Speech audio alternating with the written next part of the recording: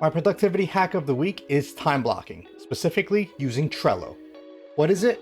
Well, when you were in school, you had an hour for math, an hour for English, and whatever other classes you were taking. Well, it's essentially the same thing, except now instead of taking classes, you're allocating time blocks to a specific type of task. As with all things, there's pros and cons to using this. So we'll review those in a little bit, and we'll go over how I overcome the cons myself. How it's structured. I use 2-hour time blocks to schedule my day. I also have a to-do list, completed list, and a reschedule list. For the time blocks, include large important events and time-sensitive tasks, like a doctor's appointment. I also like to group similar things together. For example, if I'm going out for my appointment, I can do errands in the same time block because I'm already out. After that, add in your main focuses for the day. If you want to clean today, block that off. Personally, I don't go into detail, I just keep it general. The detailed tasks would go into our to-do list. Side lists, which leads into the most important grouping, the to-do list. This would include any tasks that are short, small, uncommon, or detailed. For me, I have watering plants and bathing the dogs. The reason I find this so important is because it allows you to take a break from focused or engaging tasks, and you're able to fill time if you finish your blocks early. The completed grouping allows you to see what you've done with your day and analyze how productive it's been.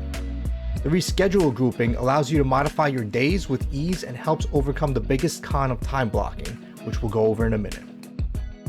Pros. Time blocking allows you to get focused on a single task or event.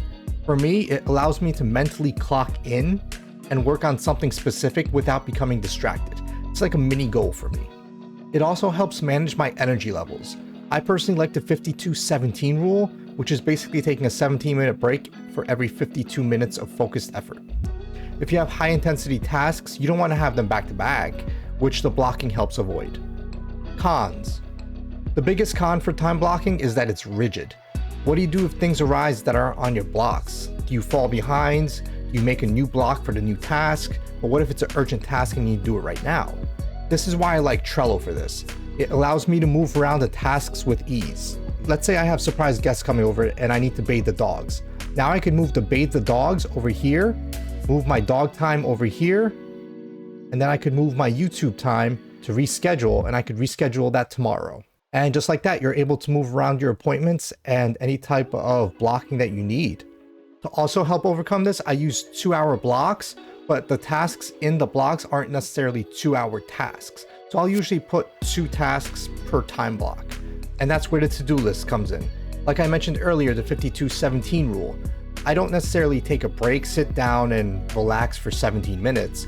I'll take 17 minutes to do small little tasks like watering the plants. If this doesn't work for you, you don't need to do it this way, but this is just the way that's been working for me. And then if you finish your blocks early, you could start using your to-do list items as well. The other issue is that time blocking also tends to require a decent amount of time. It's been most effective for me to spend time in the morning setting up my blocks. I've tried doing it weekly and I've tried doing it at night, but that's just not as effective for me. So I do it in the mornings, which does take a decent amount of time. You'll also have to regularly move blocks around to manage and adjust for interruptions.